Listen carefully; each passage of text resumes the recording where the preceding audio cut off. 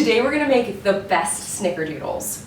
I mean, the actual best. They have that nice cinnamon sugar on the outside and like a little bit of crispy, and then on the inside they're soft and chewy and like have a tiny bit of tang from the cream of tartar, which is not optional, and like a hint of vanilla.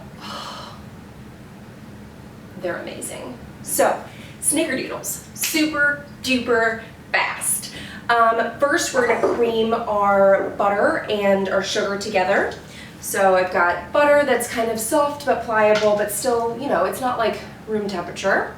And then I've got granulated sugar, paddle attachment, pop her in here, start off low, and then speed it up.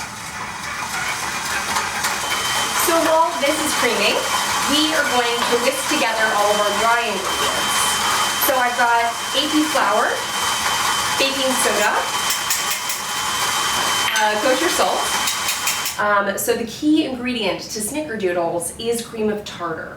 And it gives it kind of like that tang, that like subtle tang to the batter. So if you don't put this in there, it's not a snickerdoodle. We're gonna whisk those ingredients together and then set those aside. Okay, so our sugar is creamed, and we're gonna add our egg.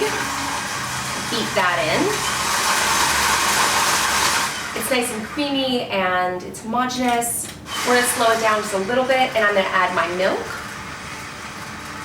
and also my vanilla. We beat that in. And we're gonna turn this down to low and then slowly add our flour mixture.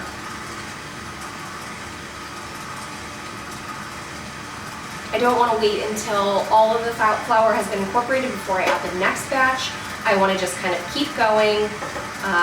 You don't want to overwhelm it and add it all at one time, but you do want to make sure that you're not over mixing your cookie batter. So I'm just going to let this mix in completely. And then it's done. Okay, so the last step here, we're going to chill our batter before we bake it. It just makes them a little bit chewier and not as flat. So you can totally bake it now if you wanted.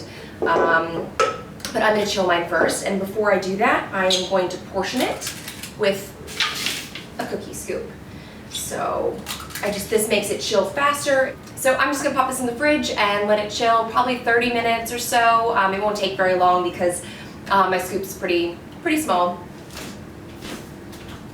Snickerdoodle time! Okay, so we've got our snickerdoodles that are chilled, and we've got sugar that we're going to mix with cinnamon, because snickerdoodles not only need cream of tartar, but they also need cinnamon sugar on the outside. We're going to whisk it together. So all we're going to do is we're going to take our snickerdoodle, I'm going to roll it into a nice ball. I'm going to plop it in my sugar. Okay, plop. We're just going to swirl them around, and then we're going to take those and place them over here. Like an inch apart. Ta-da. And then we're ready to bake them. So I'm going to pop these in the oven. I've preheated it to 325 convection. So I'm going to pop them in, and I'm going to start checking in like 5 minutes. They'll probably take, 8 to 10 minutes. It just depends on your oven. So I'm going to pop these in, and we'll check back. So our snickerdoodles are out of the oven. They baked exactly 10 minutes until they were nice and puffed. It's hard to tell if they're golden brown because of the cinnamon, so I usually like to look for a kind of like a matte surface and also the puff. You don't want to overbake them, but honestly, they're chewy and beautiful no matter what. We're gonna let them cool completely, and then we'll dig in. It's time to try them. Okay, so our snickerdoodles have cooled completely. I mean, like, ish. And we are ready to get in there. They like kind of settled back onto themselves. They got that nice crinkly outside. Oh man, I can just tell these are gonna be so chewy. Oh yes, let me just, oh yeah, oh my gosh. Anyways, I am dying to get into this. Gosh. Like a little crispiness on the outside, that cinnamon sugar, soft and chewy, and just like a hint of vanilla on the inside. Oh, divine. So addicting. Brace yourselves.